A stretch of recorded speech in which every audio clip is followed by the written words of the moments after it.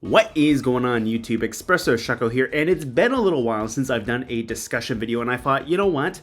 Why don't we talk about a Pokemon I just recently used on the ranked ladder, and that is Emboar. I think Emboar has a lot of potential to be an absolute goated wall breaker, but I'll be completely honest, Emboar does face a lot of competition from Pokemon in both of its typings. It faces a lot of competition from fire types such as like Heatran and Armarouge. It also faces competition for fighting types such as Urshifu, Iron Hands, even Annihilate. They all are fighting over see what I did there? They're all fighting over team slots there, and that means Emboar might necessarily not get picked. But Emboar has raw firepower at its disposal, and yes, that one was intentional too. Anyways, Emboar here has a base 123 attack, and if you have a beneficial nature as well as max investment into your EVs, you cap out at 192 points. That is a very high number to be at that you can further augment with either a Life Orb or a Choice Band.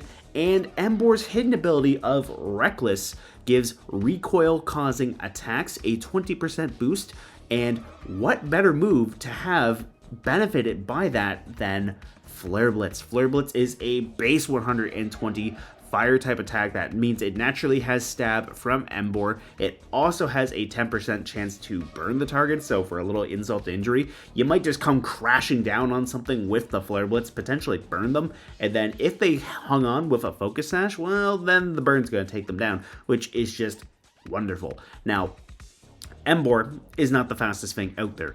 It's relatively slow with a base 65 speed. It's rather glassy with the 65 in both of its defenses, but it does make up a little bit for that with the base 110 HP, and its base 100 special attack is not the worst thing imaginable. You could technically run this as a mixed attacker, especially if you wanted to slap a Brave or a Quiet Nature on this thing and try to play it in Trick Room. You might be able to do something like that too, but at the same time, if you take a look at Emboar's speed, you can hit some fun numbers. So, for example, if we change this to a adamant nature so that we have neutral speed and then go into some investment, you can hit up to 107 with your speed without actually hitting max speed, which could be relatively nice. 107 when in Tailwind is actually going to allow you to be faster than the likes of Dragapult and Slower, which means you're outspeeding base 142 speed Pokemon under Tailwind so long as they don't have a Choice Scarf or any kind of speed boost working in their favor, which means you can get the jump on them. Now, when I brought my Emboar to the ladder, what I did was I had an extra point into each of my defenses, and then I just used the rest of the investment into my HP to bring it up to 195. As far as my damaging moves went, I went with Head Smash, which is a base 150 power rock type move. It's 80 accuracy, but two things that you have to be a little bit weary of with that is it's got 80 accuracy, and it does 50% of the recoil from the damage that you do, so Emboar will take a phenomenal amount of damage to itself. But at -1, a Head Smash off Emboar with no Terastallization benefiting it will one-shot an Incineroar. That is huge because Incineroar is a phenomenal support Pokemon right there, so you can actually just one-shot an Incineroar. And then the other move I had on my Emboar was Wild Charge, which it's a base 90 power move that has a quarter recoil, so a little bit less recoil, but at the same time a little bit less power, but that's great for hitting flying types that would hit you super effectively. It's also great for hitting water types as well, so there is a little bit of some coverage right there. And then the other move I ran was Protect, because with a Life Orb you do have that option as opposed to a Choice Band. But if you want to run a Choice Band, what you could do is you could run either, say, Drain Punch, which would give you a little bit of HP back, or what you could run is you could run Close Combat, which would be a great fighting type stab option for Emboar if you wanted to run that instead. And then that way you don't necessarily have to worry about all of your moves causing recoil to you, so that could be a nice thing as well. If you want to run a Choice Band and just absolutely annihilate things with Emboar, you could do that. You would get a 50% boost to your attack stat. So that 192 is getting a 50% boost right there. So that means Emboar is going to be doing a phenomenal amount of damage. And we'll just pull up the calculator right quick here, and we'll just bring that right on up. So 192 times 1.5 gives you a grand total of 288. So that is a very respectable number for your attack to be just doing absolute damage to things. Forget the walls, you're knocking down the entire house with Emboar at this point. So you could do that with Emboar, with a choice band if you wanted to. You could run the 3 original moves that I had on my Emboar that I brought to the doubles ladder. You could run a close combat with that because you're still getting stab. And on top of that, if you wanted to, you could run Terra Fire or Terra Fighting to double your stab on your fire and fighting type coverage. And while you would typically like to go for a defensive Terra with a lot of Pokemon, because Emboar is so squishy on the defenses, you might as well go for the double dipping and go for that boosted stab output. And then you can just absolutely decimate things. Emboar's not going to be on the field for a very long time, but it's at least going to be doing insane numbers while damaging things. So it's here for a short time, but a fun time at the end of the day. So in addition to Emboar's recoil moves that get the benefit from Reckless, Emboar does have a variety of other attacking moves that can be pretty supportive in its move kit that you might want to consider. Knockoff is a great option here because it's a dark type attack that can hit psychic types for super effective damage, which could potentially threaten Emboar themselves, and it has the handy ability of removing the items from the opposing Pokemon, which means if you're potentially worried about a focus sash or maybe say a weakness policy or an assault vest, just making your opponent survive longer or do more damage in the weakness policy's case, you can slap that item away with the knockoff, and then either Emboar can follow up on the next turn if it survives that turn, or Emboar's partners can immediately follow up and go for the KO, especially if Emboar removes a focus sash. Maybe you're in Trick Room, maybe Emboar has some speed into it, maybe it's in a situation where it can move before your partner at the end of the day, whether it's Trick Room or Tailwind related. You never know. There's a lot more slower Pokemon than Emboar out there. But case in point, Emboar slaps away that item, and then the partner could potentially just go for the finishing blow. That could be a nice thing to have with the knockoff.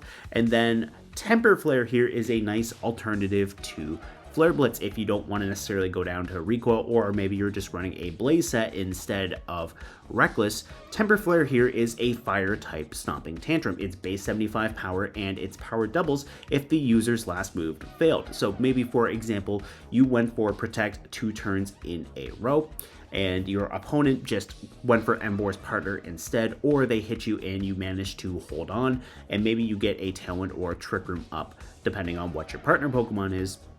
Temper Flare, because Protect failed, is now going to double in power and go up to base 150, and on top of that, it's a physical fire type attack that is benefiting from Emboar's base 123 attack, and it still has stab. So hypothetically, you got a base 150 power move at your disposal now with next to no drawback. You just got to make sure the move before failed, which is technically possible if you can get into a very specific situation, and now you can just spank things with that Temper Flare, which is nice. On the speed front, Emboar gets access to Trailblaze. It also gets access to Flame Charge, but one advantage that Trailblaze has over Flame Charge is it's not competing for another fire type move slot on Emboar's kit, and it's also giving Emboar a means of hitting water types as well as ground and rock types super effectively, while also boosting Emboar's speed. Emboar here, while not being the fastest known thing, can hit up to 128